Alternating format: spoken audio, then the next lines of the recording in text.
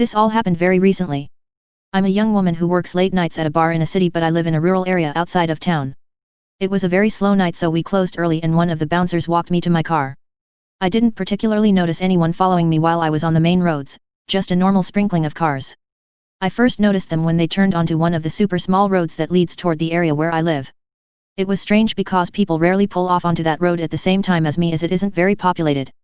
But as soon as we were on the winding and unlit road, they began to behave strangely. They'd flash their brights at me, then ride my ass until they were practically scraping my bumper, then pull really far back.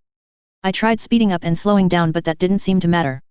When we came to the first intersection, they turned on their signal to go right, but when I went straight, I watched them in my mirror turn the nose of their car to the right, pause for a few seconds, and then follow me straight. This continued for a while. At the next intersection I signaled left and waited until they did too, and then quickly turned right, and of course they followed. I then called the cops and told them I was headed towards a gas station I knew to be open, and was the only place remotely nearby that might have people at it, since almost nothing is 24-hour right now. They said they dispatched police to meet me there, and I tried to focus on driving slowly. I didn't beat them there. When I got to the gas station, I pulled into the little turn lane, which made the car pause, and then quickly step on the gas and squeal around the corner. I only really had time to glimpse the general look of the car and the driver's face. They were alone, and very strange looking. They were incredibly pale, like albino pale with snort equally pale hair, maybe the tiniest but darker. They were completely androgynous, at least from I could see.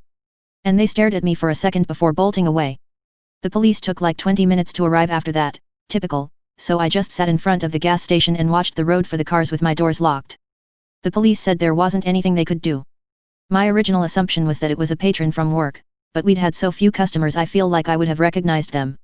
I don't even know why they would have followed me the full hour only to begin making themselves really obvious.